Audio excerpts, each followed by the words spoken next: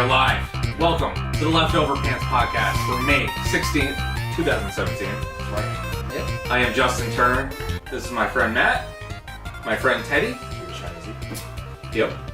And, well, this is our second ever episode, and I just wanted to say, we all wanted to say thank you for watching if you watched the first episode, or thank you for joining us this week if this is your first episode as well.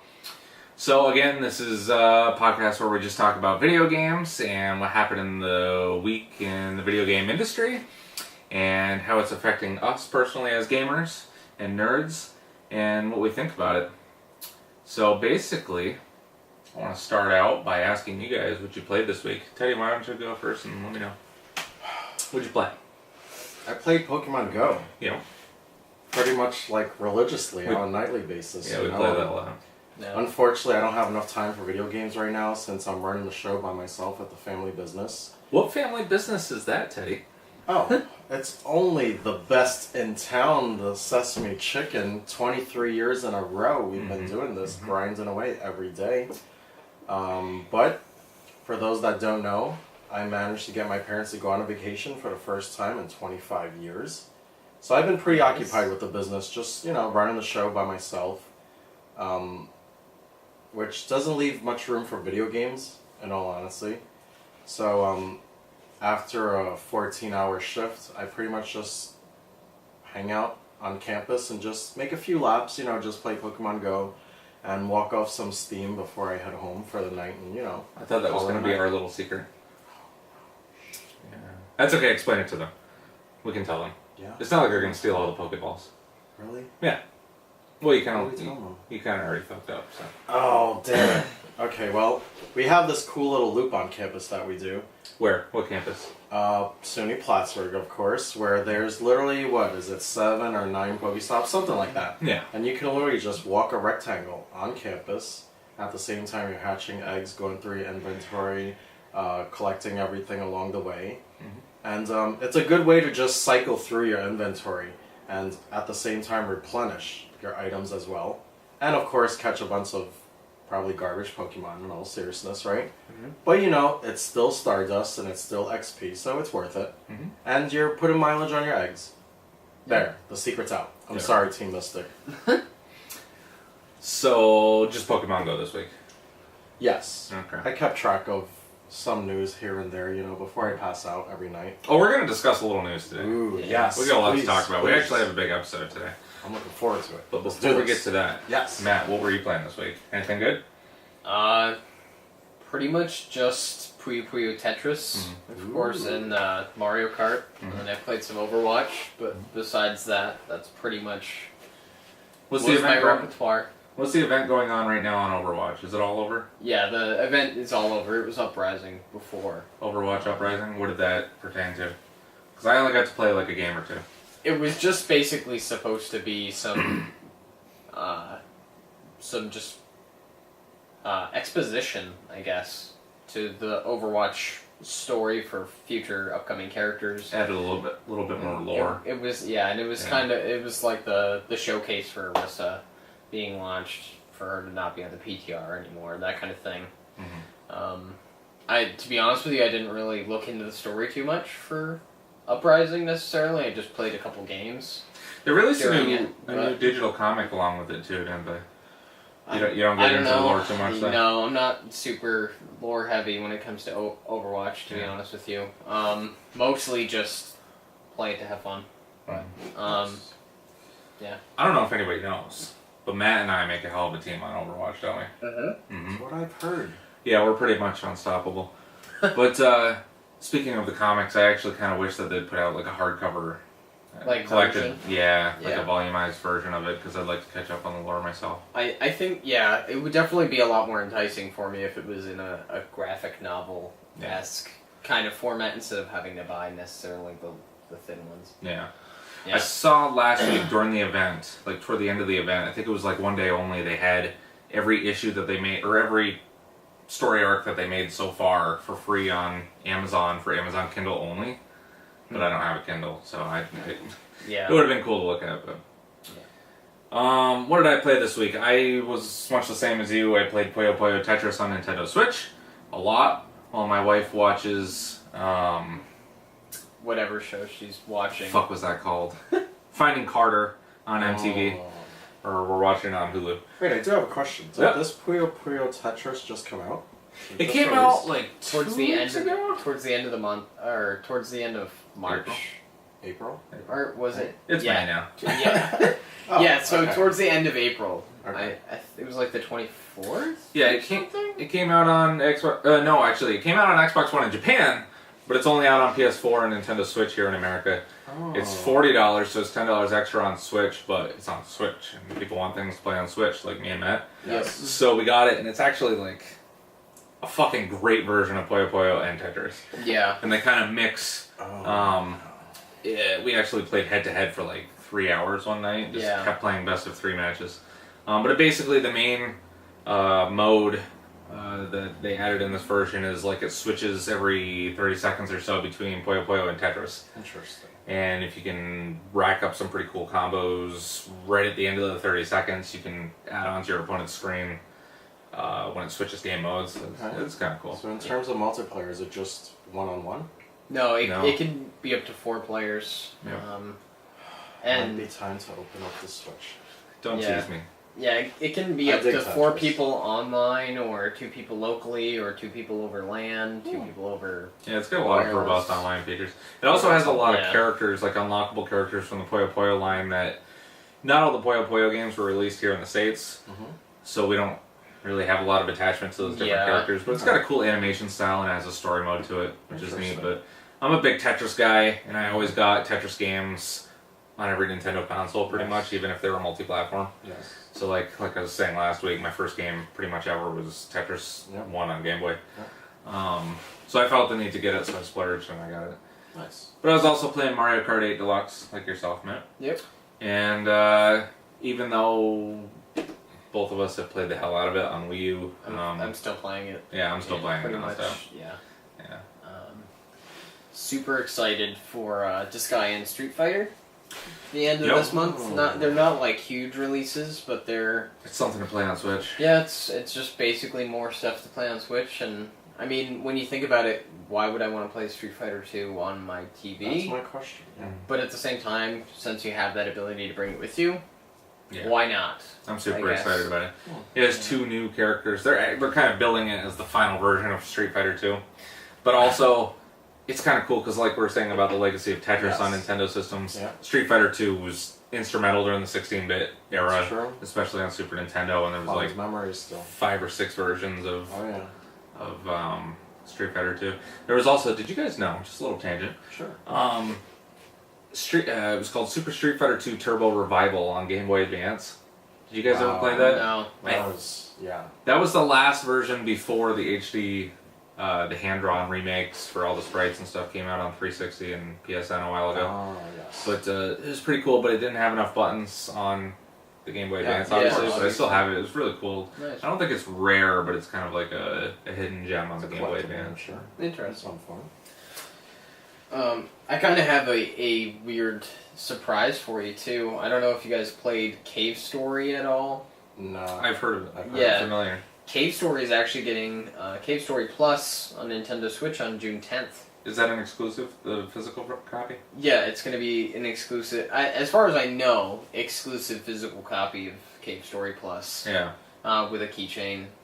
Same kind of theme that's going on with Tetris? Puyo Puyo Tetris, yeah. That's cool. I actually went to GameStop to get that version of it when I splurged and decided to go get it, and they were all out of the keychain versions. Yeah. So I just got the regular version. But it was cool, because if you pre-ordered it and you got one of the first edition copies, you got a little Puyo Puyo keychain and a Tetris keychain. Yep. A little Tetraminos. Yep. One last thought. I'm thinking on getting Tetraminos tattooed on my arm at some point. Oh, yeah? When I get all my Nintendo tattoos on my arm. Yeah. Cool.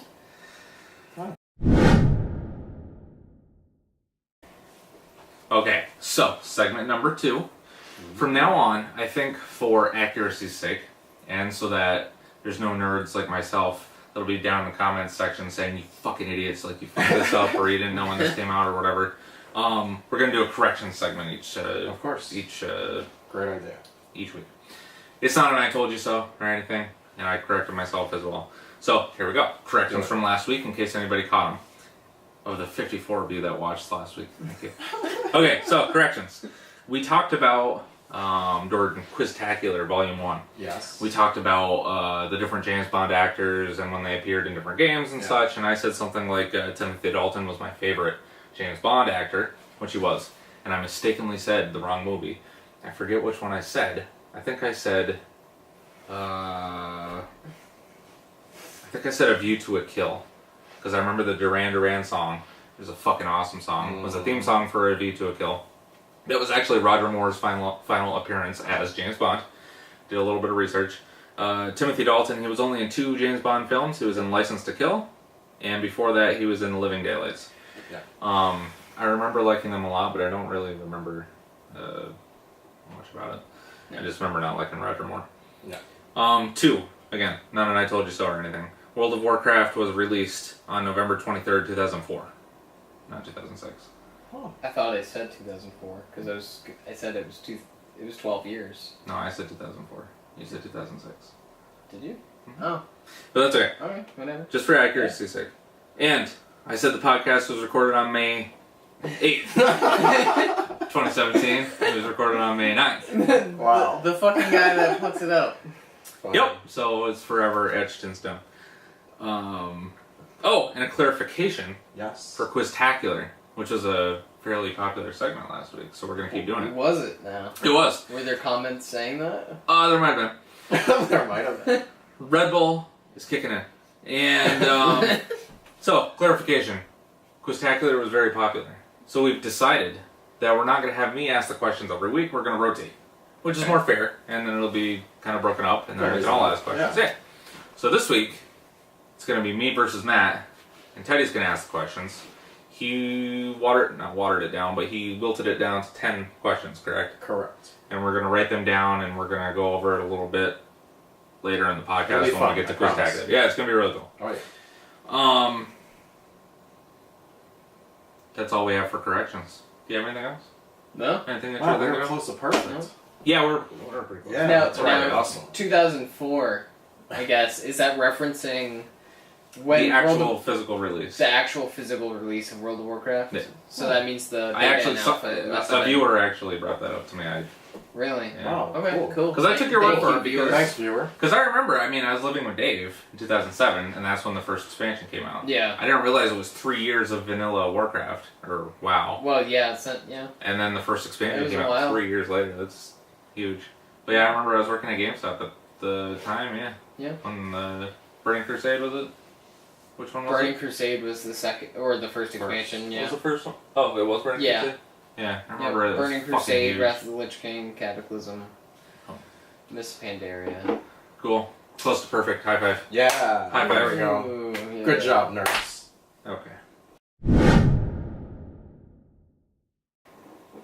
Okay, segment number 3. We have some announcements this week. Actually, did you want to say something real quick before we start? Oh, yeah. Before we start totally. gaming related Totally. stuff. So, this past weekend, it was graduation ceremony for all the college students. So, quick shout out to all the kids that got their degrees. Excellent. Welcome to the next level of adulting, guys. Welcome to the real world. Now go get a job and pay your dues to society. And pay off your debts, of course, if you have any. It'll take a while. And second thing is, Happy Mother's Day to all the lovely mamas out there. Okay, hope you true. had a great Happy weekend. Mother's Day. Happy Mom. Definitely. Mom's Happy Day. late Mother's Day. Love you, Mom. I know you're in China. I've never been so far away from you, but Aw. your chocolates are waiting for you when you get back. Okay. Yeah. All right, let's do it, boys. Okay. Gaming announcements for the week. I don't know if you guys know. Were you guys familiar with the Hyperkin Retron 5? Yeah. We talked about this a little bit. Generally. Yeah. speaking, Yeah. Well, it's the retro. What is it? Well, it's one of the more higher end, more popular third-party retro consoles. It basically, the Retron 5 played NES and Famicom cartridges, Super NES and Super Famicom cartridges, Game Boy, Game Boy Advance, Game Boy Color. Legally? Yeah, well, what it did was... That's what confuses me about these. Yeah, I mean, those retro systems are all legal, because I don't know the legality to it, but other than I know it's legal. But basically, yeah, it would legally play them, but the thing is, it uses... The thing that was different about the Retron is that it would use emulation, and it would play them in HD through an HDMI cord. So basically, it would check to make sure that you purchased the game, because it would check to make sure the console, or the game's in the console, but after it does that, it actually just runs it off the system. So you can't just play it unless you actually have the cartridge. But it's cool for people like ourselves. When we get a capture card, we kind of want to excuse me, we want to record different pieces of footage for different games, so we can do Let's Plays and stuff like that. I want to get one of those so that we can run it through an HDMI and not have to make it look like shit. Exactly. So it's a cool little console, and you can plug in any NES, Super NES, Famicom controller, all of them. They have ports for all that stuff. Cool. The Retron 5 was the biggest and most robust of the 5. Like I said, I don't have one, so I can't really speak to it other than what I read online. They sell them at GameStop. But, enough about that. They actually just announced that on May 25th, for $39.99, Retron's making a Retron 1 HD console. Now that the NES Classic is discontinued, they put out this very NES-looking, small micro console, but it actually takes your NES and your Famicom games. It does the same thing. Just in HDMI? Yeah. Yeah, sure. Exactly. So it's all in HD, it's all emulated, but it also plays your Famicom games, which is why I want one. It's only $40. So I mean, good investment. For people like us, there's an NES right down there. Just to clarify, it plays the physical games. They're not loaded on it whatsoever. Yeah, it doesn't have any preloaded games like the NES Classic, but they're trying to take advantage of the NES Classic getting discontinued. Yeah, exactly. So, I mean, they're technically in the console, but you can't play them unless you have the cartridge. Yeah. I thought that was fucking cool, though. It's only $39.99. That's $20 cheaper than... Yeah. You know, in case you have, like, the three of us, we have our old NES consoles and our cartridges for collection purposes, and mine still works. But I think it's still kind of cool to be able to play them in HD, and you're not limited to the 30 games that are on the NES Classic Edition. Exactly. Yep. But yeah, so I didn't pre-order mine. I don't know if it's going to be like a super hot item like the Retron 5 was, but is that something you guys would be interested in getting? No? I don't collect a lot of retro much anymore, so for me it'd be a little bit harder to justify unless it was something like the NES Classic. Yeah. Where it was actually loaded on the console, and then every game I gave a shit about would be right there. Yeah. But I don't think I'd go out of my way to collect the cartridges much anymore. Yeah. That was one of the biggest issues I had with collecting for NES was the NES didn't work half the time. I mean, yeah, you can bend the pins back, and you can do whatever you can to keep it alive, but... Don't blow it. Yeah, don't. Bad juju, it doesn't work. But it got to the point where it's not worth spending the 20 minutes to get it to work to play it for 30 minutes, you know? And Teddy? Yeah, that's where I was. But I'm pretty much in the same boat with you, Matt. Shit. I mean, it sounds like a great investment, but sounds like a lot of effort. Yeah. And I honestly don't have time for that effort. And maintaining those consoles is a lot harder than a lot of people think, too. Yeah. I mean, it's one thing to have it on a shelf and be like, oh, look at that, but it's a whole nother thing, like, if you actually want to play it. Yep. The way I see it... And then have it look halfway decent on a modern TV, or have the adapters to play it on a modern TV. Because most modern TVs don't even really have AV or component connections anymore. Which is why, that was part of the appeal for me, because I'm a big retro collector, and I've always kept good care of my games, but even so, when they get, 30 plus years old at this point, some of the cards, they can get damaged just through wear and tear and stuff, but just the fact that it always confused me why Nintendo or other companies didn't just reproduce the same old hardware from back in the day. Like, you don't have to reproduce the games, but there's definitely a market, obviously, for the old consoles like that. Yes. So why didn't Nintendo... I mean, now they have the NES Classic Edition, and they're probably going to have a Super NES Classic Edition, but it was kind of weird how, like, we do have all these old games that we bought years ago, sure, you can get them on the eShop on your Switch. Well, not on your Switch yet, but on your Wii or your Wii U. But anyways, yeah, I thought it was also cool that you can run it through an HDMI cord and actually play it on a modern TV and such, you know. Yep. And it doesn't look goofy or stretched out because, like, I have a 1080p TV that came out in 2010. That was my first 1080, and I remember it still has the AV ports and a component cable port, but you know, it would stretch out the old NES and SNES images, so like Mario was a little bit fatter and stuff. This will actually render it so it actually looks decent. Now, if Nintendo made it a point to have, say, the NES Classic and the Super NES Classic and the N64 Classic, like if this was a set of miniature consoles that had preloaded hit titles on them, I would buy it in a heartbeat. There wouldn't be any reason for me to not to. I kind of semi-regret not picking up an NES Classic, to be honest with you. But I don't know. I have a feeling that they're gonna make their way back to store shelves at some point. They have to. I mean, it's like a. But this is Nintendo we're speaking about. Well, yeah, they don't make smart decisions. I fully realize this, but it just would seem absolutely ludicrous. Yeah, they're leaving money on the table. Exactly. I think it would be dumb because there's still so many people that call for them on a constant basis and everything. What I thought they should have done was, if they're going to do an NES Classic and an SNES Classic and whatever, instead of, like, say 2 years from now they put out a NES Classic version 2 with like 60 games or something. Yeah, you could re-put out the same system and stuff like that, but why don't they just have it eShop compatible so that you can log into your Nintendo account? Just purchase the games separately. I mean, like your Switch, when they have the Virtual Console, it's going to work just like the Virtual Console always has. But the NES games that you bought on your, what do they call it, the Nintendo account? My Nintendo now, I think? Yeah, it's My Nintendo. Why can't they just work on your NES Classic? I mean, it's the same. It's the Wii. It's actually the Wii hardware on the inside of the NES Classic. So I think that'd be smarter because then they just continue with the tied to your My Nintendo account, which apparently is the objective of the Switch. See, that would make sense. Oh.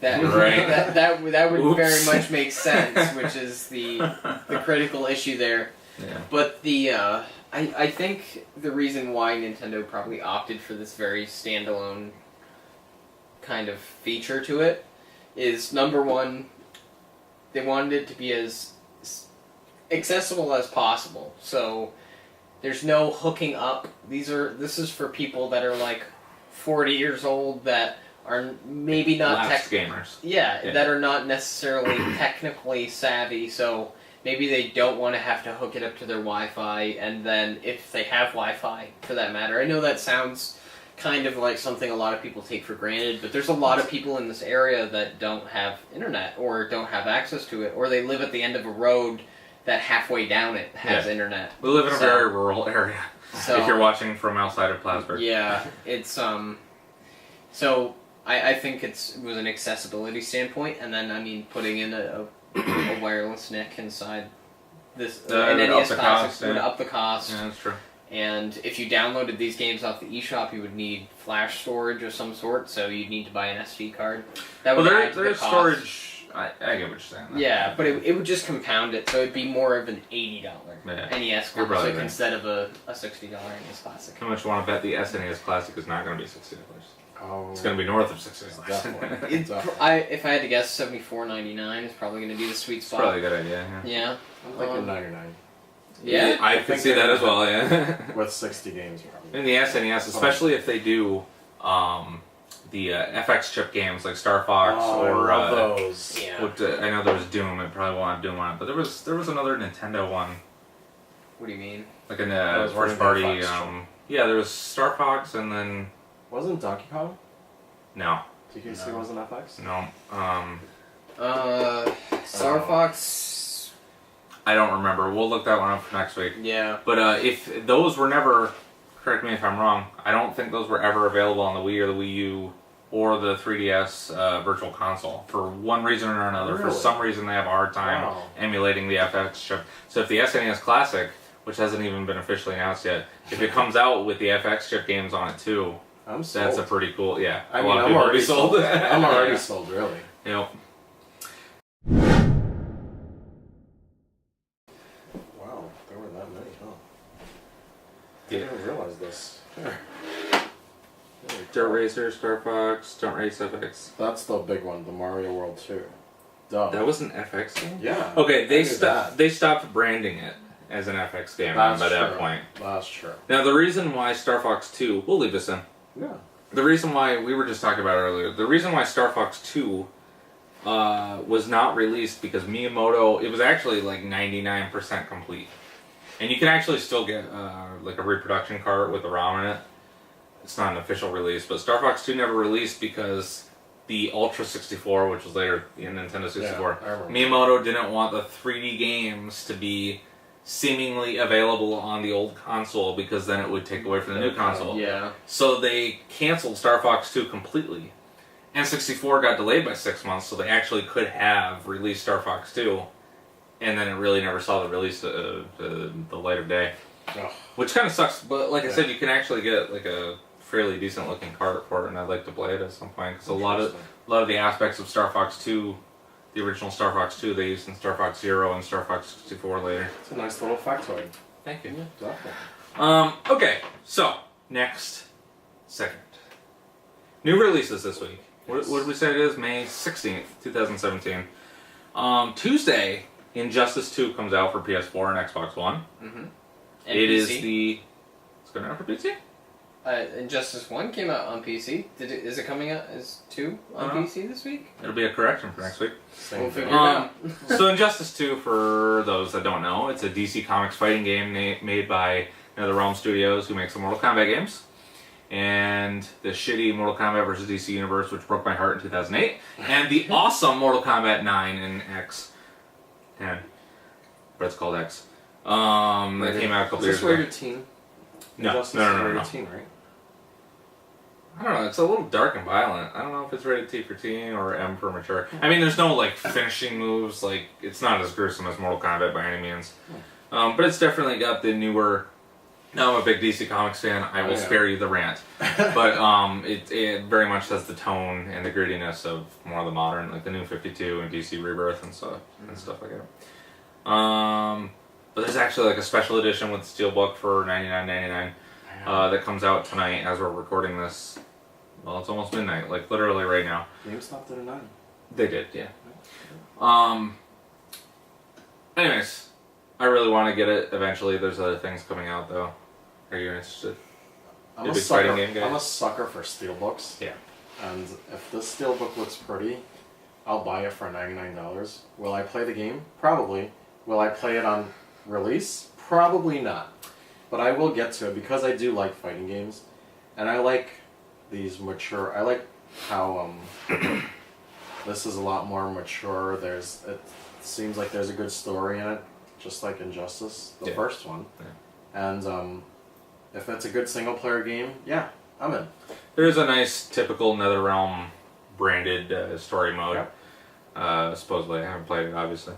But the story modes in Mortal Kombat 9 and 10 and Injustice were actually pretty cool. Did you read, we were talking about it the other day, did you read the Injustice comic books? No. That kind of tied into the game, and then they did 5 years of comics as sequels to the game, which was fantastic. That's so cool. Which I believe are still canon.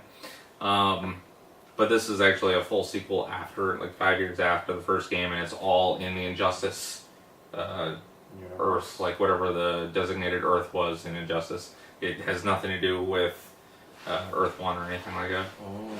So I think that's pretty cool. Are you interested? You're not a big DC guy, right? No, I'm not. I wouldn't say I'm a huge comic book guy in the first place. I respect comics. I like what they bring to the table and everything. Just never really read them too much anyway. I've dabbled a little bit. And I did play the first Injustice, believe it or not, on Wii U of all things. Because I decided... On Wii U? Wow. Yeah, I played it on Wii U. Yes. Yeah. And I actually bought some DLC for it on Wii U and everything. I enjoyed it quite a bit. Catwoman was the shit. And Batgirl were the two that I preferred. I don't think it's bad, but I'm not good at it. Yeah. Yeah, it's a solid fighting game with a lot of high-level tactics in it, honestly. Yeah, there's very much a metagame to it. Yeah, a lot of skill required, but it's not the kind of fighting game that I'm waiting for. Marvel vs. Capcom Infinite is going to be my comic book fighting game. It'll be a lot of people's fighting game. Unfortunately, it's Marvel and DC, they each have their own fighting game now, which I never really... Excuse me. Which I honestly didn't even think about until now, but there is a DC fighting game and a Marvel fighting game, so I guess I lean more towards the Marvel side on that particular circumstance. Yeah. Marvel actually has a deeper, more positive fighting game history because they had... Well, Capcom actually started the better ones because it started with X-Men Children of the Atom. Do you remember when that came out? I totally remember that. It was on PlayStation and Saturn. I think it was 94. But it was cool because it had the animations from X-Men the Animated Series back in the day, and it also added characters like... It was so pretty. Yeah, it was very pretty, especially at the time. Oh, yeah. And then one of my favorite fighting games of all time was X-Men vs. Street Fighter, which was... Yeah. Oh no, then they made Marvel Superheroes. Correct. Then they did X-Men vs. Street Fighter on PlayStation, which is extremely rare. Oh yes. And I have a pretty beat up copy, but it's great. Music was great on that game too. Yes. Totally. And then they did, do you remember playing these? Or did you ever play them? I didn't play the very first ones. Yeah. I played the older ones. Gen Gap. Yeah. Hashtag Gen Gap. Can't use it. Played Marvel. I played Marvel 2. And Marvel vs. Capcom 2? Yeah, Marvel vs. Capcom 2. Having kind of a brain fart, but X-Men... Was it X-Men versus... Shit, what was it? Excuse me. I sound like a little bitch when I sneeze. What was the first one in the Marvel vs. Capcom series? Well, it's technically all one series. They did X-Men Children of the Atom, Marvel Superheroes, X-Men vs. Street Fighter, Marvel Superheroes vs. Street Fighter. Yeah, that's... Then Marvel vs. Capcom, Marvel vs. Capcom 2. then it got weird because they did Capcom vs. SNK. Yes. And I think there were 2 or 3 of them. Then they did Capcom vs. Tatsunoko on Wii. And then they did Marvel vs. Capcom 3 and Ultimate Marvel vs. Capcom 3. There were a couple in between. And now Marvel vs. Capcom Infinite. Yeah. And technically, I don't know if you guys know this too. A little factoid. Yeah. Love factoids. There was... Okay, I used to live in Los Angeles. Yeah. They had an import shop, which blew my fucking mind at the time. Okay? It was mostly Japanese stuff. Really cool. I had read in magazines and stuff and a little bit on the internet at the time about this game called Namco Cross Capcom. Yes. Namco Cross Capcom. Namco Cross Capcom. Because they actually have that, like, a friendly rivalry. They've done a lot of crossover games, like Street Fighter Cross Tekken. Yeah. And that supposedly someday they'll do Tekken Cross Street Fighter, which might never happen. It's kind of a thing. There's Street Fighter X Tekken. Yeah. Cross it was Tekken, done by... It was developed by Capcom. Yeah. First one. And but the way that deal... the roles. Yeah, the way that deal came together was Capcom would do a Street Fighter version of the crossover, and then the sequel would be a Tekken version of the crossover. Which, I mean, it is kind of coming to fruition with Akuma being in Tekken 7, which is kind of... Like, it seems almost like Namco got the shaft on that one. Well, they probably gave up and realized that this is really fucking hard, and they wanted to do a Tekken 7. Yeah, but because it's hard to adapt Street Fighter them. Characters with projectiles and all this stuff would not translate into Tekken appropriately. Yep. Although that is true, and I agree. When we went to PAX East 2017 in Boston, Tekken 7 was the shit. We played Tekken 7 for a little while, and somebody was kicking ass with Akuma. I look forward to this. He looks and seemingly controls exactly like Akuma does in Street Fighter. Like, he was doing long-range projectiles, he did the... what's the fucking hurricane kick? Tatsumaki Sem... Oh my gosh, Jesus Christ, how can I not remember that? Yeah, but it was pretty cool to actually see that unfold in Tekken. Yeah. But it was seamless. It actually worked really well. So I feel like there's a big imbalance. You would think so, but people were beating Akuma. See, you played as Akuma too, didn't you? Yeah, I played a little bit of Akuma. He translated really well as far as like how you play him. Yeah. But I mean, I could see how it would get a little bit broken. I'm sure there's going to be some cheese once the game actually comes out. There's always a little bit of cheese. Yeah.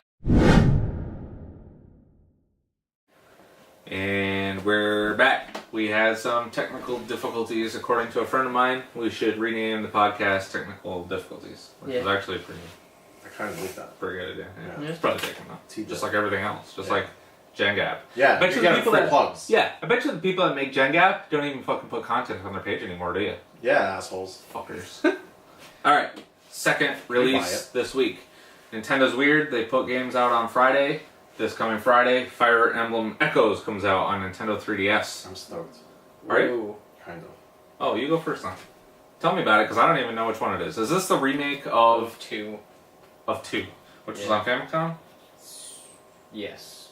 I like collectibles. It was the original one that had Roy in it. If that makes any sense. He was in the original? I don't know anything about Fire Emblem. Do enlighten me. Yes, please. I'm not. Oh, you're not up I'm on not it? in any way a Fire Emblem aficionado, but Yeah. if I remember, Echoes is going to be the remake of 2. But they're doing a remake of 1, right?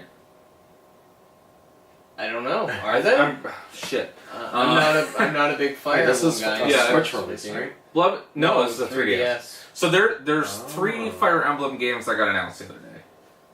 I don't remember which ones they were. But I remember hearing that they're doing something called Fire Emblem Gaiden. As well, which translates to side story. Yeah. You knew that, right? Yeah, because I'm Japanese. You're Japanese, yeah. I like how you look over. Fucking You're like, which asshole. translates to side story. You're a fucking asshole. Deep down. That was messed up. Didn't mean that way. Just on the record, I am not Japanese. I did not know what Gaiden stood for, but I do love Ninja Gaiden. Yeah. But no more digress. Uh, You're Japanese apparently, right? yeah, a little bit. Yeah. 10%. You got the head. On my father's side. You're a samurai. Yep.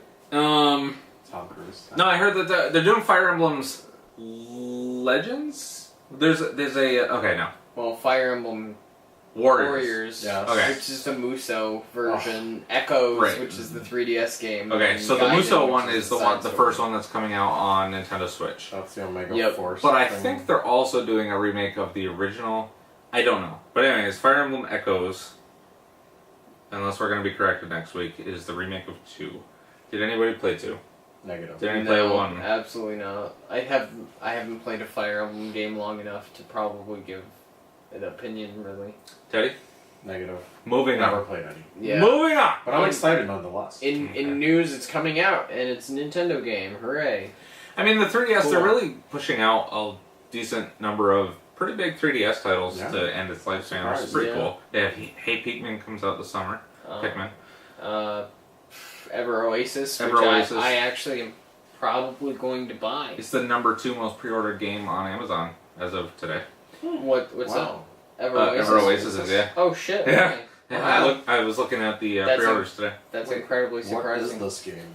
Do tell us. Never heard of this. It's like an open world 3D action game. On a Made handheld. by Level 5. Was it I want to say it's a Level 5 game. Level 5 made Ni no Kuni: Wrath of the White Witch. Yes. and Yokai Watch. Yokai Watch. Yep. I like Yokai Watch a little bit. So more of like the chibi kind of Yep. anime style. It's more serious though, right?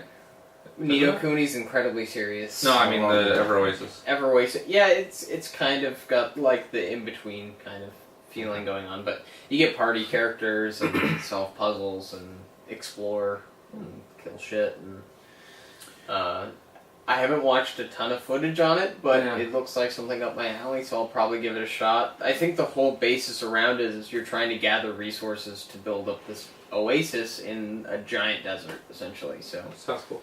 Yeah. This I'm, is a I'm handheld game? stoked. Yeah, it's on it's on 3DS.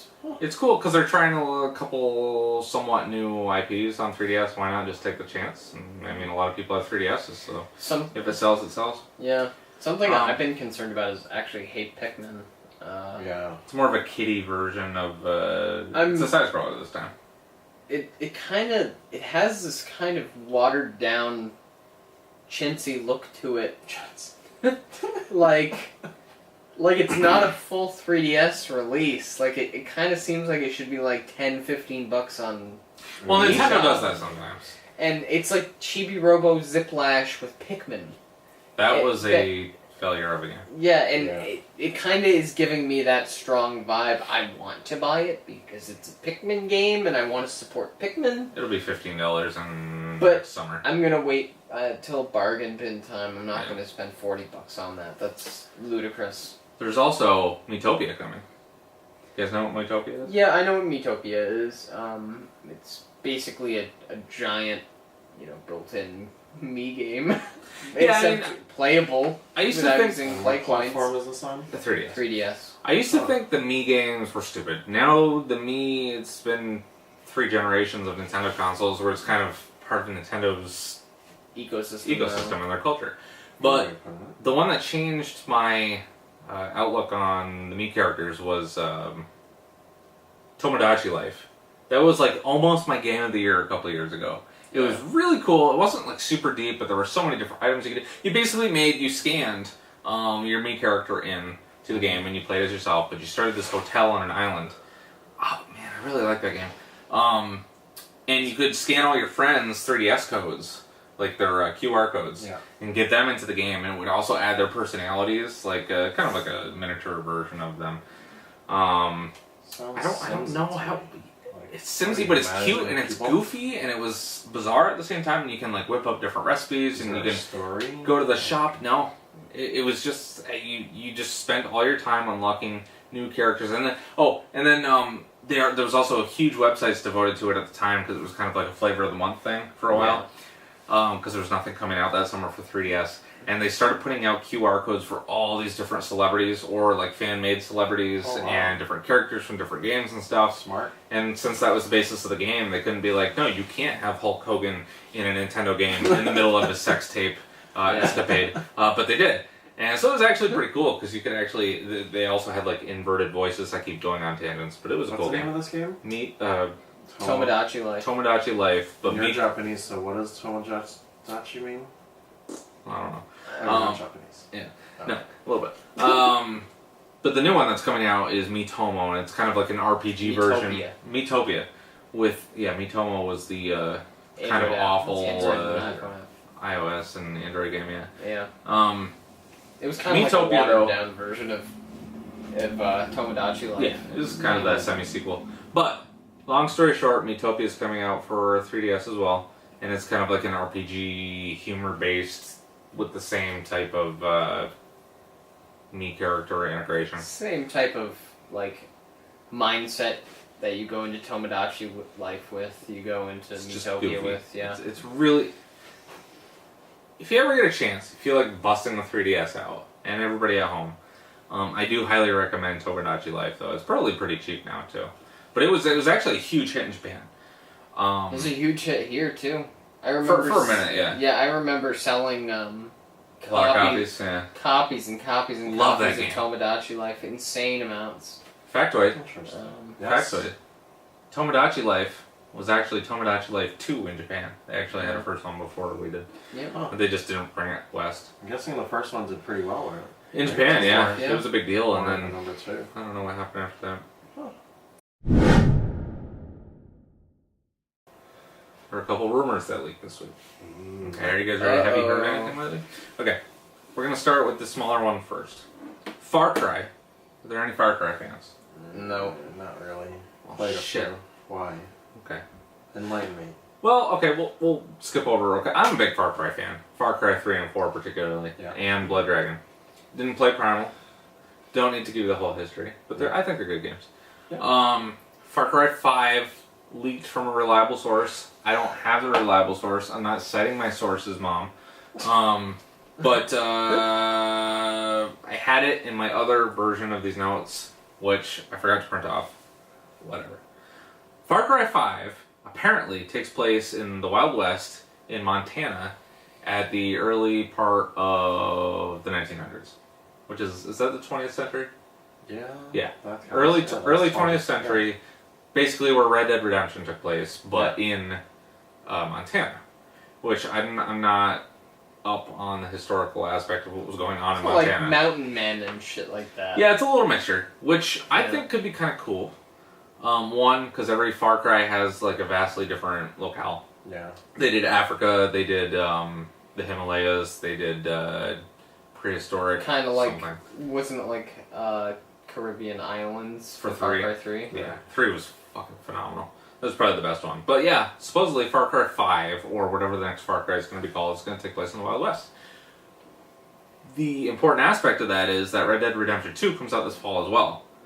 So Which they're just takes place in the Wild West. going straight up head to head with probably the biggest competitor they could have ever chosen. Yeah. Right.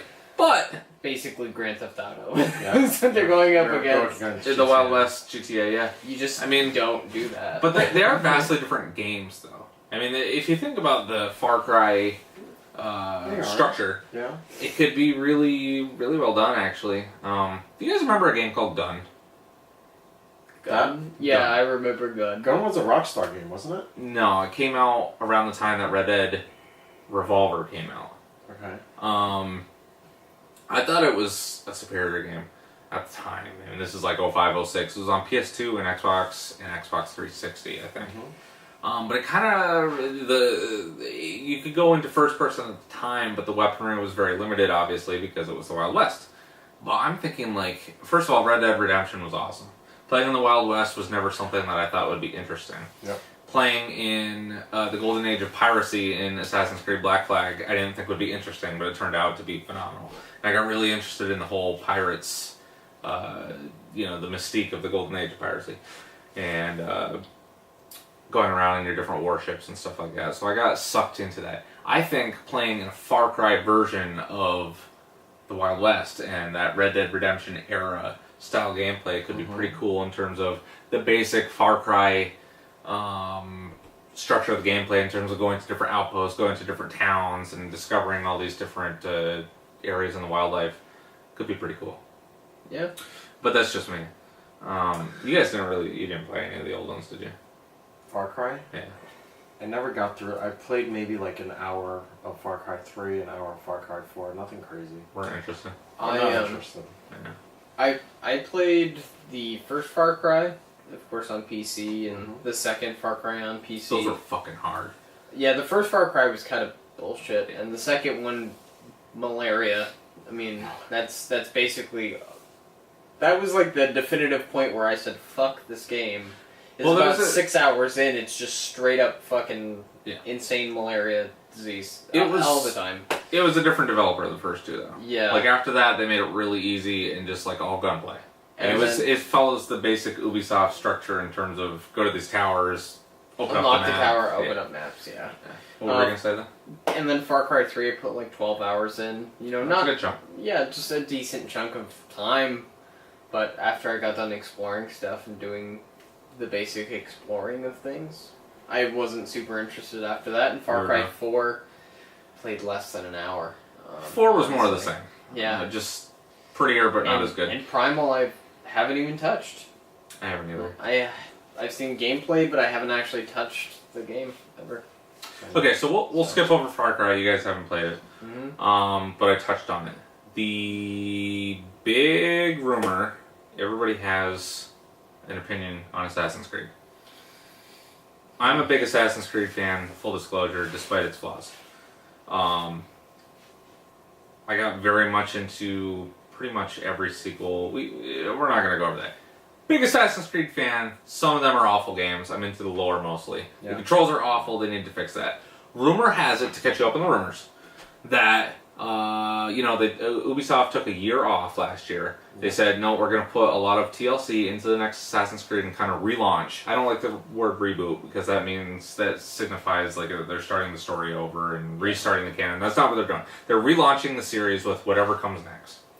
So they do these controlled leaks, allegedly, to Kotaku over the last few years. They leaked Assassin's Creed Unity, Assassin's Creed Syndicate, and now what was being called Assassin's Creed Empire to Kotaku, with screenshots and details.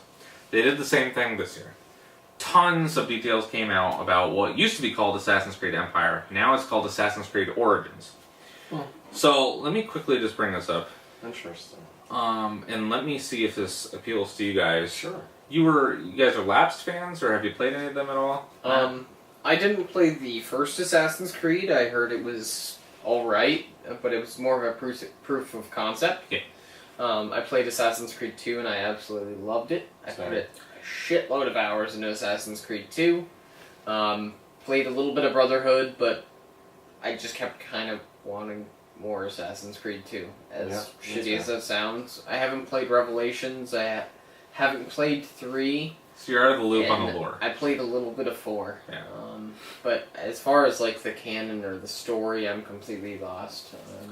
Well, this is supposedly, if you listen to the rumors, long story short, a supposed developer went on 4chan last night and leaked a shit ton of info, some of which I'm going to touch on now. So let me just go through some of the things here. There are no towers, and go back. It's called Assassin's Creed Origins because supposedly it takes place in ancient Egypt, 1300 BC, or around there. Which is great because supposedly it's going to tell the absolute origin of the Assassin and Templar orders. It's the start of a new trilogy, supposedly, according to rumor, with the same new main character named Akhom. Ancient Egypt, like I said, which has always been like a fan favorite locale that the fans have always wanted the games to go to. Yeah. I think it could be a cool city to explore. But there's no towers in the game. You're going to be using your eagle senses for other things. The eagle sense is still in there, no towers, which kind of makes sense for the architecture of the time. The characters speak English because of the Animus 5.0 that the characters go into in the lore, and now translates all the languages to English, and that's how they get away with speaking English. Yeah, not like Egyptian or whatever. There's a new modern day protagonist because fans like myself were upset that in the later games they kind of just disregarded the modern day dual storyline, which wasn't smart.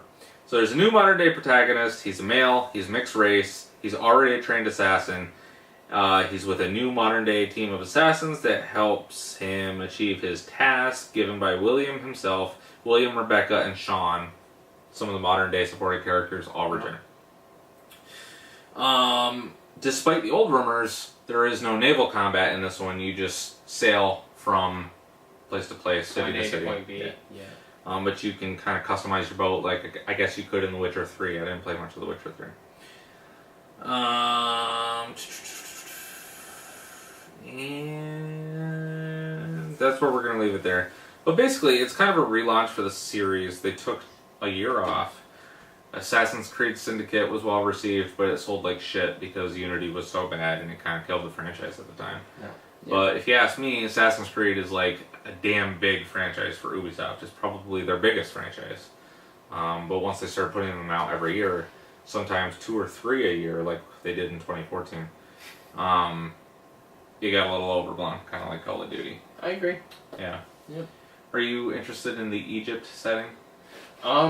I'd be lying if I said I wasn't interested, because I mean, everybody knows a little bit about Egypt. It's kind of like it's kind of like the basis of whatever you learn in history class. So I find that it's going to be a little bit more interesting to see how deep they go with it. Are they going to go into like hieroglyphics? Are they going to go into anything like that? Or are they just going to show us centerpieces like pyramids and like they kind of have tombs and stuff like that? Like what I guess I'd be more excited for in this particular case is you're always ascending things. Yeah. I'm wondering if they're going to let us delve. They have in the past few games. And I think that'll be kind of the focal point that kind of says, wow, this is a different Assassin's Creed because now I'm going into these pyramids and I'm going through the tombs instead of necessarily just trying to climb to the top of stuff. I think that will probably be the biggest defining feature for me and probably determine whether or not I pick it up. And I have a love-hate relationship with Ubisoft because of the way that they kept pumping out Assassin's Creed games. Mm-hmm. Kind of made the value of the franchise, in my opinion, go down quite considerably. But after taking a couple of years off, I can respect the fact that it's going to come back and come back with a vengeance, and I'll probably give it a shot and probably like it. I'm not going to say that I'm the biggest Assassin's Creed fan because I'm not, but I'll give it a shot. Part of the appeal you were hitting on Egypt being an attractive setting, part of the appeal of the series was always their very historically accurate portrayal of different locales throughout history and putting kind of a fictitious spin on them. Yeah, there's a lot to Egypt. There's a lot of history that they can go into. But Egypt, like I was saying, is one of the places that they went to often in the Ubisoft comic books, the Assassin's Creed comic books. Never did it in an actual game before, so that could be pretty cool. Since it's kind of a soft relaunch, and you kind of supposedly don't have to play the old games to kind of get caught up on the lore, does that appeal to you more, considering you haven't played them all? Totally appeals to me. I totally dig the locale. I didn't know it was called Origins, so as soon as you said it, I was like, oh. It kind of signifies like it's a relaunch. Yeah. But not only that, if they're going back to the beginning of how this all started, yeah, I'm totally down with that, because that is an interest to me. Learning all about all the history and the accuracy, all that stuff is cool too. But I want to see how this all started, and if they're gonna provide that perspective, yeah, I'm in. Yeah, that's a day one. If that's what's gonna happen in terms of the story, I'm in. Day one purchase for me. Same. Yeah. Okay, now we're gonna skip some things in the interest of time, in the interest of uploading this to YouTube, so it doesn't take an entire day again. Quick little blurb. I'm just gonna say rewind and start over. Yeah. Quick little blurb. I'm gonna say what we're skipping over. I had a small section where Microsoft and 343 Industries announced that Halo 6, which they've acknowledged, but it's not officially titled Halo 6 or anything. It's not going to be at E3, but they have something Halo related for E3. And then in the same breath, they said it's not Halo 3 Anniversary, which I think is bullshit, but we're going to skip it in the interest of time. Unless you guys have something to say about Halo. No. Nothing. I didn't think so. Okay, so the big story for this week is that there were a lot of layoffs at a lot of different companies, and a lot of companies being sold off in the gaming industry this week. It has wide-ranging implications for the gaming industry as a whole. We're going to talk about it a little bit. Okay. So the first one that happened was EA, in particular PopCap Games. You guys remember PopCap? They made Plants vs. Zombies, probably most famously. They made Bejeweled, which I love. I love Bejeweled. A lot of those old school Bookworm, a lot of casual games that used to be on PC and like flash games, but then they got big on consoles and handhelds and your cell phones. Yep. Well, in 2011, they employed 500 people. Then they were gobbled up by EA. And EA announced this week that they are reportedly laying off 25% of its staff, which equates to 45 people, which means, one, they've been downsized a lot in the years since they were purchased by EA, and two, holy shit, like they laid off a quarter of their staff. Yeah. That's weird, and that's a big deal. They cited a bigger focus on mobile games, which is also strange, considering EA... PopCap is mobile games. I mean, yeah, but they've been big on consoles lately, like especially Plants vs. Zombies, and the two... Battlefront 2, which is coming up. Star Wars Battlefront 2. Oh, Star Wars Battlefront 2. Yeah. Yeah, well, that's not PopCap, though. Yeah. Well, I know, but as in a big focus on... Right. But the subsidiary of PopCap, apparently, due to EA's pointing around, they're saying focus on mobile games. But what I was going to say was it's weird because EA, in the same day, announced that they were much more interested in making Switch games. Does that mean that PopCap's going to focus on that as a mobile product? Or are they really just going to do like iOS games a lot? I don't know. I don't know either. If I had to probably guess, I mean, it's kind of a contradictory situation. Yeah. You would think if they want to make more Switch games and they want to make more handheld / portable games, they would expand PopCap. That's what you would think. And They've been constantly downsizing. And invest in new IP that PopCap would make because that's their thing. You would think that would be the thought process. But I honestly don't know why they would do that. It seems kind of weird. It's kind of like Zynga. Remember how massive Zynga was a couple years ago? They did the online journals, the drawing with friends or something, and that's Zynga. Zynga, yeah, and they did the Words with Friends games and all the With Friends games. Yep. Somebody purchased them. I don't think it was EA, but somebody purchased them for like billions, literally billions with a B, and then nothing happened to it, and they lost all kinds of money because they thought it was like the hot new thing, and they never did anything with Wasn't any of it the IPs. Facebook? I don't remember. That'll be a correction for next week too. Yeah, we'll figure that out. But that was kind of my thought immediately. Was like, wow, EA bought. I don't remember which year they bought them, but they bought PopCap, which was a fucking hot name a couple of years ago, and all these IPs, and really did nothing with it except for Plants vs Zombies: Garden Warfare, which really wasn't that big of a hit, either of them. I don't know. Did you play a lot of PopCap games? I love Bejeweled. I love Bejeweled too. But here's the cool thing. I was just thinking, I think Plants vs. Zombies would be perfect on the Switch. That's what I was thinking too. Yeah. Or Bejeweled.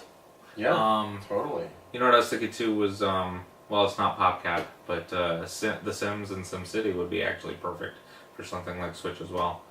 Yeah.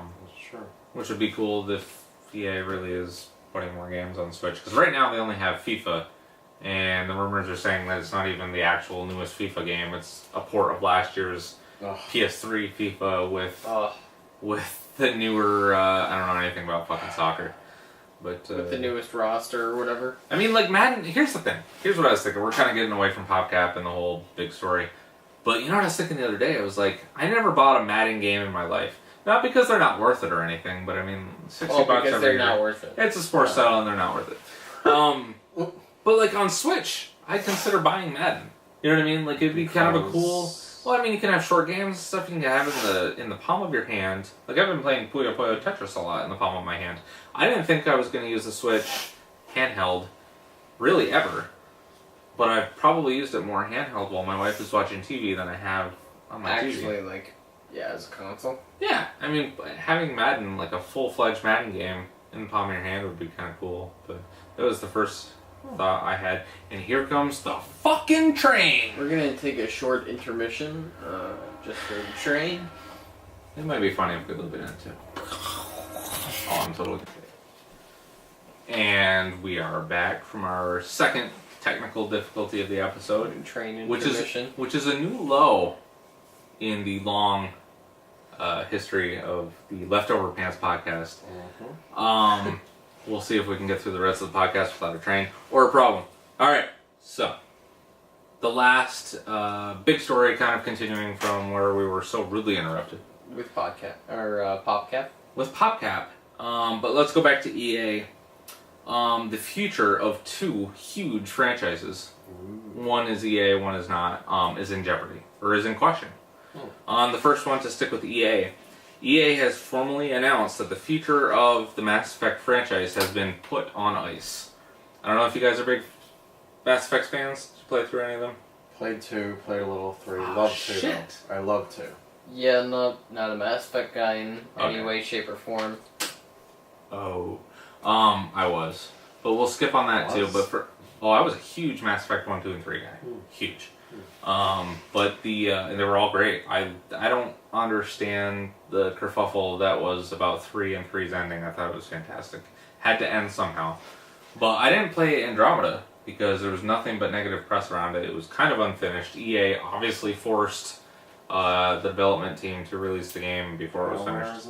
BioWare, yeah. It's or wait, yeah, BioWare didn't make the new one, did they? Yeah, BioWare made it. But it's a different team. BioWare Montreal. BioWare Montreal did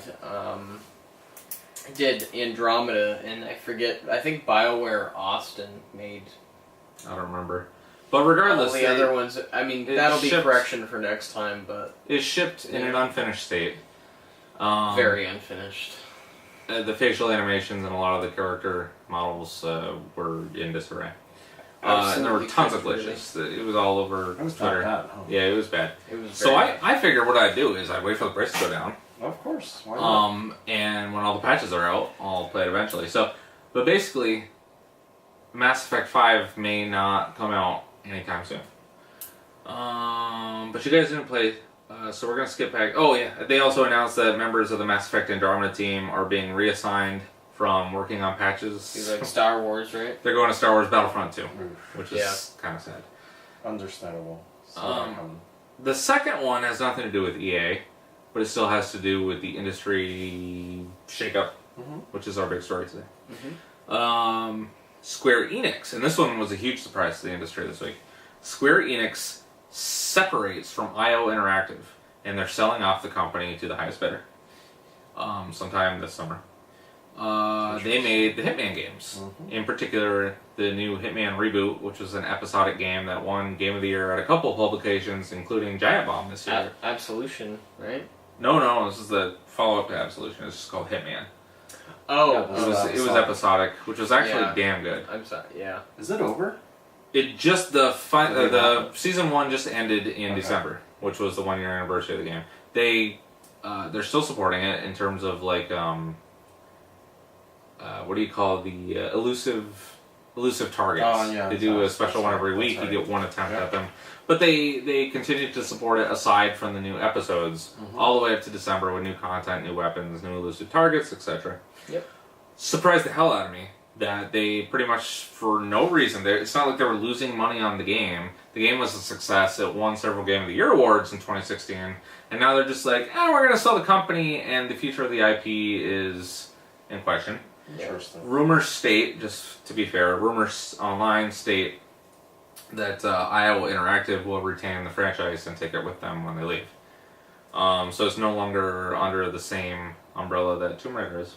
Yeah. And just real quick, I want to read their statement. They actually put out a statement on the whole Hitman IO Interactive bullshit. Quote, "To maximize player satisfaction, as well as market potential going forward, we are focusing our resources and energies on key franchises and studios. As a result, Square-Enix has regrettably decided to withdraw from the business of IO Interactive, a wholly owned subsidiary and a Danish corporation, as of March 31st, 2017. This decision has resulted in booking of the extraordinary loss amounting to 4,898 million yen, including disposition of the content production account related to the business and impairment loss of intangible assets in the financial results for the fiscal year ended March 31st, 2017. Weird. Are we live? Yeah, we're live. Technical difficulty number 3. Anyway, to continue. Apparently I lost a little money, but it didn't make sense to me. Square Enix invested heavily in the past 5 years. Once Final Fantasy started to kind of dip after 13. Yep. 5 to 7 years, whatever. Sue me, it's 2 o'clock in the morning. They invested heavily in Western-style franchises, Western-style IPs. Hitman, Deus Ex. Tomb Raider. Yep. They were all actually pretty significant successes. And like I said, including Hitman, which won Game of the Year, and several publications. How do you guys react to this? Teddy? Complete shock. I thought Hitman was a success, apparently. It was commercial success. I don't understand why they want to book this loss. I can only, from a business standpoint, I guess there's some sort of tax benefit, obviously, but why would you just give up this investment? Yeah. Because going forward, it seems like there's a bright future here. Not only that, but they rebooted Hitman. Yeah. Storyline-wise and everything, and they relaunched the franchise successfully. Yeah, so... Hitman's a deal. Yeah. That's a big deal. That's a big deal, and you're giving up on it. That's the way I see it. For me, it's... The only way I could imagine them wanting to put it on the chopping block would be that the business model that they chose was drastically inefficient. That has to be the option. Square Enix has been trying, I feel like, has been trying to double down on this. I mean, the Final Fantasy VII remake is going to be episodic. Yeah, which I don't like. And that, I mean, if this is proven to be a failing business model through Hitman, that's not great. Yeah. I please, Square, reconsider if that's the case. But I mean, that's the only thing that would pop into my mind is that the way that IO Interactive decided to produce Hitman in episodes made it kind of inefficient, and I think Square probably realized that and cut their losses and didn't see Hitman as a overly profitable asset. And then there was probably, if I had to guess, like a difference of opinion between Square, which is very much a Japanese-based company, and a Danish studio, you know? Yeah, I didn't know they were Danish. Yeah, so... Something's weird. Yeah, Something's weird there. There's got to be some weird politics that go into it as well. So that's all I would guess, I guess. Oh. Yeah. Anything else to add? No. Totally. For the sake of time, we are going to cut it a little short this week. Mm-hmm.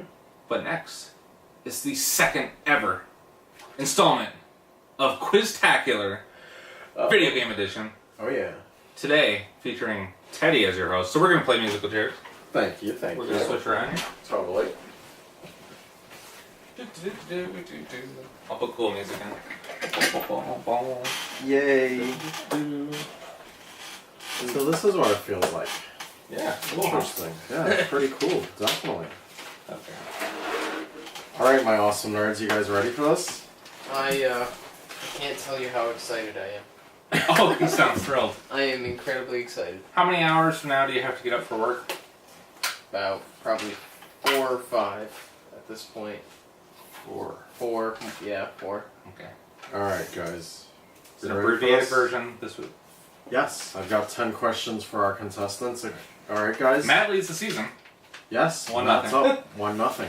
Woo! Alright, guys. And please feel free to follow along and comment Oh, and play along, of course. And like you were saying, we're going to write down the answers this week. Yes. And we can both get points. We kind of deviated from the rules a little bit. Yeah. But this is Teddy's show now. Yes. It's the Teddy show. Let's do Go, it. Teddy. Alright, guys. Number 1. Name 3 PS2 launch titles. Oh, Jesus.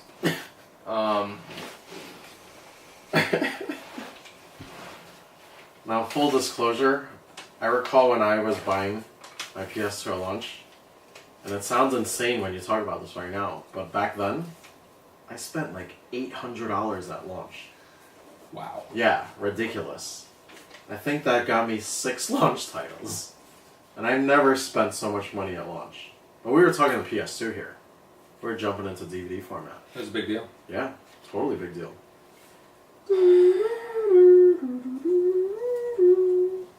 I don't remember exactly.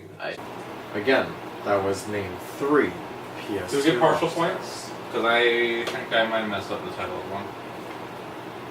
titles. As in, you spelled it wrong, or? Well, let's announce our answers. Who goes first? One second. Okay.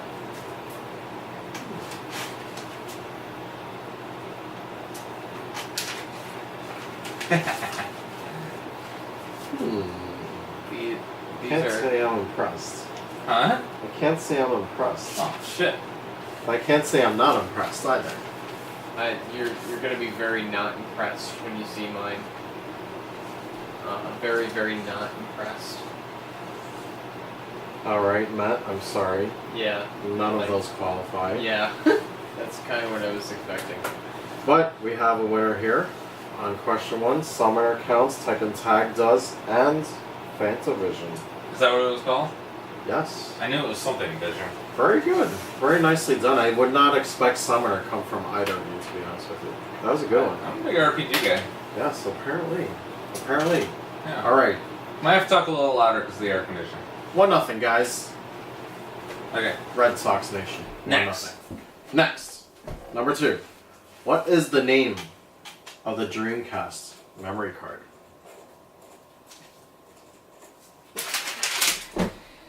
Damn. Oh, do you want... What? See, the worst part is I know exactly what it's called. Yeah. But I just can't say it. It's late. It's, yes. It is definitely late. Wow, with conviction, Oh, Justin. Look at Baldilocks go. Red Bull's really kicking in, man. He's growing wings soon, guys.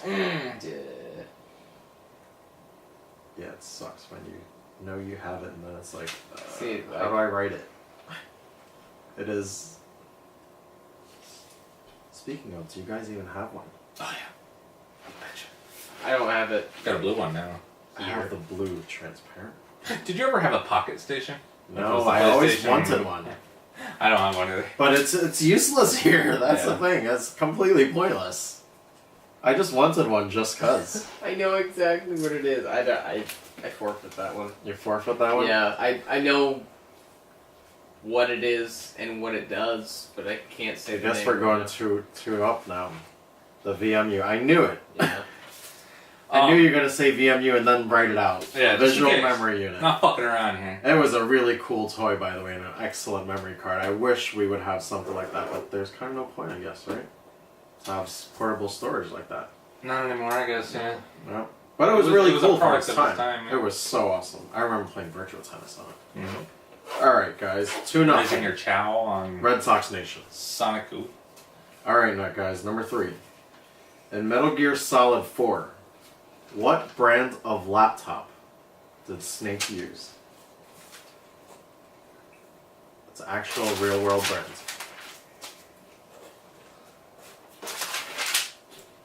I can't tell if that was with conviction, but interesting. All right. Great answer. I would have thought that too. Yeah. Matt says Sony Vaio, but Yeah. it's actually not a Vaio. Amazingly. That is incredible. I'll give you a second guess. It won't count, but what do you think? Do you have a second choice? No, I honestly don't. Oh, wow. We both whipped on this. I thought it was kind of the easy answer. I thought so too. You I would never think so. played 4. As a Sony Yeah. exclusive. Yep. It was literally an Apple. It was. It was literally an the app. Yeah, it was Wow. literally a Mac laptop. It had the full-blown Apple, huge logo right in the middle of it. Kojima gives no fucks. Wow, shit. Yeah. You know, it might be part of the friendship between Sony and Apple with just making cameras and shit for them. Oh, For the iPhone, I yeah. didn't even Yeah. think about that. Yeah. Since Oh, that's a Sony good makes one. the cameras, maybe they weren't too bummed out. That was a good one. Wow. Who knows? Cool. Yeah. All right. So Matt retains the lead. 2-0. I Sorry, retain the what? lead. I mean, my How bad. about Baldilocks Yes. retains the lead 2-0. Okay. Ah, We move on to number 4. What was the first online PS2 title? I got this one wrong. Initially, I thought of the question. I was like, oh, I know this. So, of course, I went to fact check it. I was wrong. I don't know. I'm going to argue about this after, but... Yeah? Yeah. Alright, I couldn't excellent. tell you the subtitle, but I think. No, I thought that was the answer too. SOCOM. Wow, really? Final Fantasy 11. Let me argue my point. It was the first... Yes. I'm 98% certain. It was the first game that required the network adapter for the PS2. However, there were games before that that didn't, that were online, like Mortal Kombat Deception and Madden or something. So I don't know. Does that count? No. You're the boss. That's actually Tony Hawk Pro Skater 3. Wow, that's fucking bullshit. Did it Yeah. need the network adapter? No. Wow. Yeah. But it's cool. Red Sox Nation retains the lead at 2-0. Okay. Jesus. Fire away, guys. Here's one. Okay. Halfway Number point. 5. What came with the Nintendo Store exclusive for Mario Kart? Which Mario Kart? What was it? The 8? Wii? The Wii U? Oh, okay. The last one? Yes. Yeah. Wii U. Mario Kart 8. That's 8, right? Yeah. And on this side of the hemisphere, it was only available at the Nintendo Store in New York City, Rockefeller Plaza.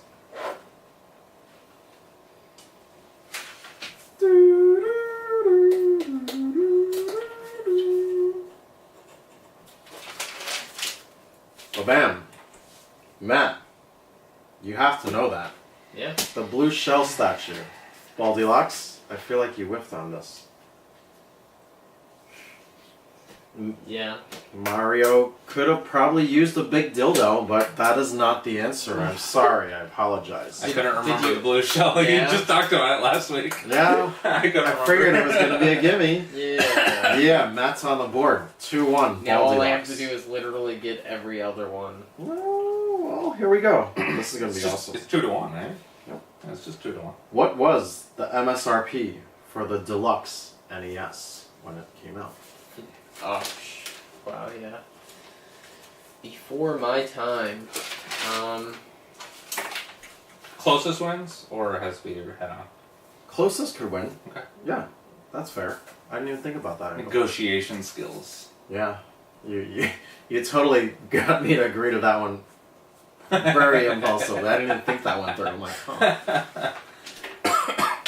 Whoa. Matt goes with 249.99.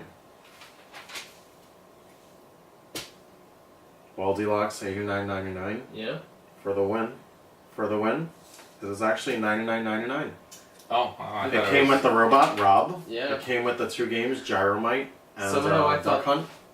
I thought, yeah, totally. I was totally going there too. Because Well, see- the Super Nintendo So was weird. 200 at once, Yeah, right? exactly. I was like, But it was many years later. It was 6 years later. True. Big Well, difference. different Yeah, but I economy. also thought it came with, it came with 2 controllers, it came with a game, it It came with the gun Rob, too. But it came with And the it gun. came with the gun, the deluxe. Yeah. But I was they had like, to this is like a revive. thing. They had to convince retailers like Hills that it was a toy, that it was more than a toy, and it was worthy of coming back into the American market. That's true. So they They were had- like, they had oh, that- 99.99. they had that It's a debacle. steal. Yeah. True. Yeah, no, if, I would if you would shoot have him said for the that, base too. one, I would have said 99. Yes. Yeah. But like everything Exactly. else, like That's why I was Rob scaling and it too. everything. Yeah. I What a would've thought deal it would've for been something- $99.99. What a deal. Yeah. Right? Seriously. Shit. All right, Baldy-Locks. Okay. Builds on a lead. 3-1. Here we go. Number 7. Who was the voice actor for Snake in Metal Gear Solid 5? Oh, fuck. You asshole. I knew exactly where it was going to go. Oh fuck! I know his name too. Yeah. So write it, Matt. It's not. It's everybody got mad because it wasn't David Hayter. That's why I asked this, yes. What a David fucking- Hayter would have been too easy. What a pain in the ass. Oh, I know who it is. And this person is still somewhat relevant today. I can see his face and I can hear his voice, but I can't recall his name. Yeah, I can't either. For the sake of time. That would have been the hint, too. Yeah. And you still wouldn't have gotten it. Oh, really? It wasn't him? No. Yeah, I need a name. I know. Yeah, that's why. I was just conceding. Okay. There we go. Okay, so who was it? If we were going to argue semantics, It's sure, it is not not David David Hayter. But it is the guy from 24, but we need the name Kiefer Sutherland, the lost boy, right? Oh, shit. Right? That's the name. Remember how pissed off everybody was? I was pretty pissed. Couldn't remember. That's for sure. Everybody was infuriated. That's Three, right. 3 more questions before the battery runs out. 3-1. Alright, guys. Name the Double Dragon Brothers. Oh, that's shit. That's nice. That's nice. We need a win here. It depends on the Double Dragon. Last name. Billy.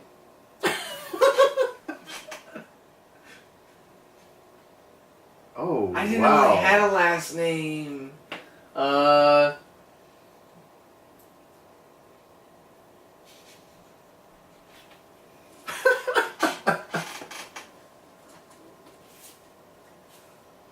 That's the first thing that popped in my mind, but I know it's Billy and Jimmy Powers. They I- have a Chinese last name. We should so give him credit though. Yes. Billy and Jimmy Lee. Yeah. Billy and Jimmy Lee. How did I forget that? Shit. Good one. Both score 4-2. 4-2. Alright, here we go. Number 9. Damn it. Who are the secret characters in Super Puzzle Fighter 2 Turbo? You know which game this is? Yeah. Love this game. This is one of my all-time favorite puzzle games. I played the shit out of it on PS2. Super Puzzle Fighter 2? It was released on PS1 for the console. And it was made by Capcom, right? Correct. That's a pretty rare game. Capcom. I'd love to catch it. Now, I'm just taking a total guess, but I have an idea of what the content Ryu and Chun-Li is Yeah. incorrect. I'm sorry. No? Was it Ryu and somebody else? Negative. There's one more. 2 out of 3 here. Akuma, Dan, and Devilot. And who? Devilot. She's from Darkstalkers. Oh. Oh. Shit. Well, you said. I thought you said 2 characters. Yeah, you did say 2. Okay, fine. You get a point. Okay. I didn't even specify. Damn it. Yep. Last question. Well, you've got this insurmountable lead, but for pride, we have the last question. At least I didn't get one. What was the original name for Pac-Man? Hey! I heard that late, but I heard it. Original name for Pac-Man. Original name for Pac-Man. That's a good question. It is, right? Bravo. This is a great question. I can't believe you're drawing blanks. I know. Both of you. Well, I expect you to get this one for sure. I remember it, but I'll give you a hint. We talked about it in a movie earlier tonight. Well, we didn't talk about the name, but we talked about a movie that mentioned the name. The original name. What movie were we talking about? Yeah, I'll give you the movie. We're talking about Ramona Flowers, right? So what movie? I don't know that fucking movie. Like, that's before my time. You know what I'm talking about? no, it's not. No, it's Well, not. it's what are you before, talking about, it's dude? before my mind. I don't know. You know what movie I'm talking about? Yeah. Ramona but, Flowers? I don't know the reference. Scott Pilgrim, right? Yeah. Remember, he's trying to pick a role. He talks about Pac-Man. He says, the original name was Puckman. Puckman? Yes. Makes sense since he's. And then they had to change it because you could vandalize a P into an F. Yeah, you're right. I remember now. Look at, I did it. I did it. I got it first. And he still had the insurmountable lead. Da da da da.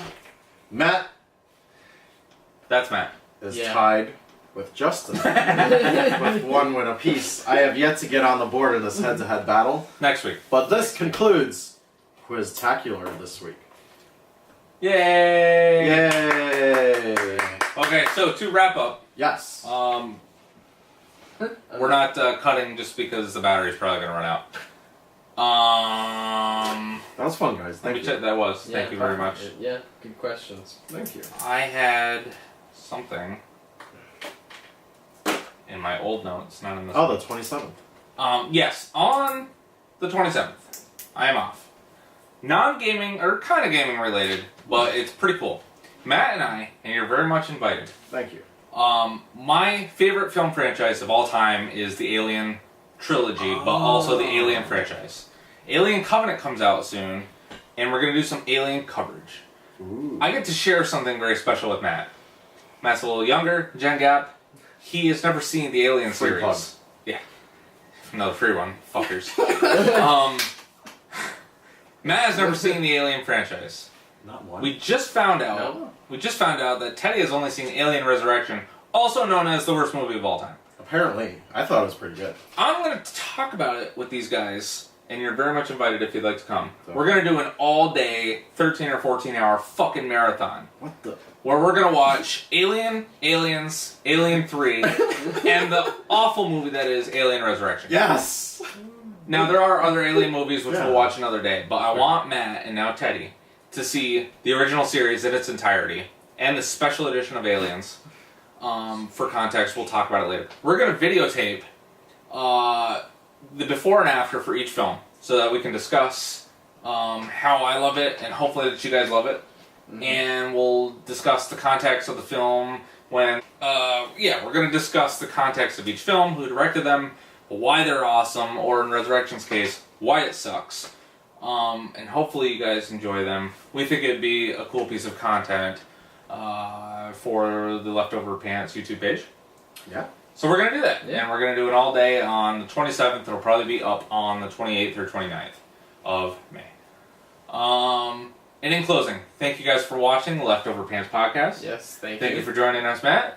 Thank you for running Definitely, Quiztacular number 2. Thank you. Thank you, Teddy? guys. It's been a pleasure. Please subscribe to the YouTube page. Follow us on Twitter at LeftoverPants. And someday, maybe leftoverpants.com. I don't know if it's taken yet. I probably should have checked. Who knows? But we'll figure that Probably out. those Gen Gappers. Gen Gap motherfuckers. Beep, beep, beep, beep, beep. We'll see you next time. Thank you for watching. Good night. Keep it Chinese. Bye.